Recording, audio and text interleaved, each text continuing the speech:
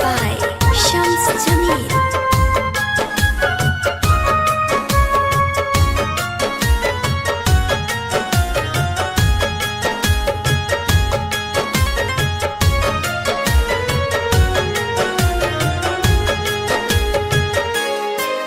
प्यार कोई लाके कोई सन सजाती हलू, प्यार कोई लाके कोई सन सजाती हलू। देह जियते बा जान निकाली हलू, देह जियते बा जान निकाली हलू। प्यार कोइला के कोई सन सजा दी हलो, देह जियते बा जान निकाली हलो, देह जियते बा जान निकाली हलो।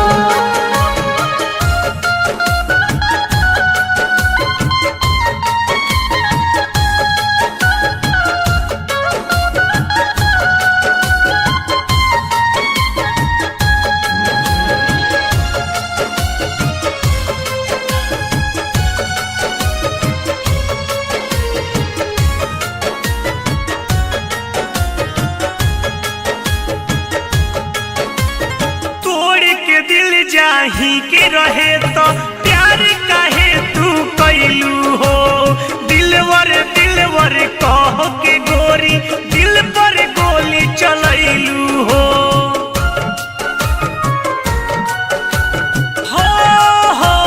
हो तोड़ के दिल जाही के रहे तो प्यार काहे तू कैलू हो, दिलवर दिलवर कह के गोरी दिल पर गोली चलैलू हो। संगे हमारा थावे गइल मंदिर में क्रिया तू खइल, संगे हमारा थावे गइल मंदिर में क्रिया तू खइल। सरवा दया कसम भुला दिहला,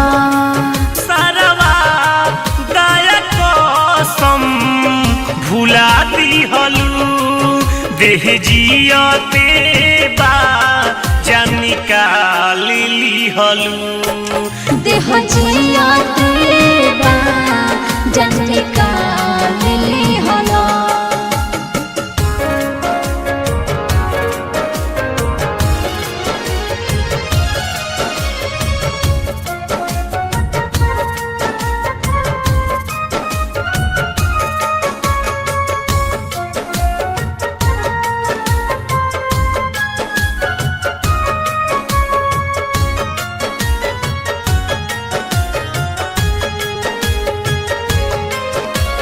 तोहरे चलते छूटल पढ़ाई निकालल गईनी घर से, सब कुछ आज बर्बाद हो गईल गिरनी सबका नजर से।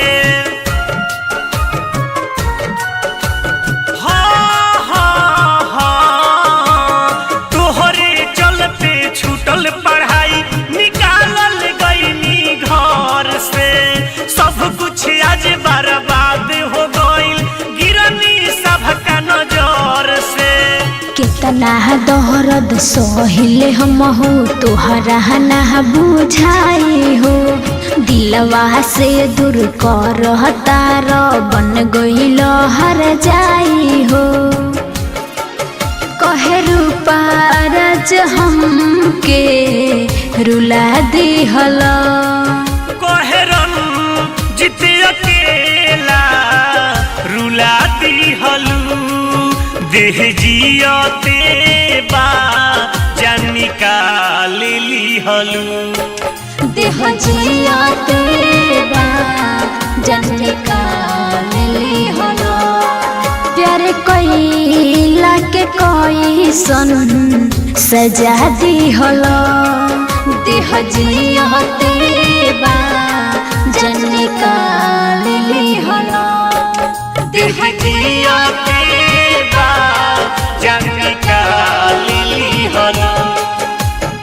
RK recording studio Gopalganj.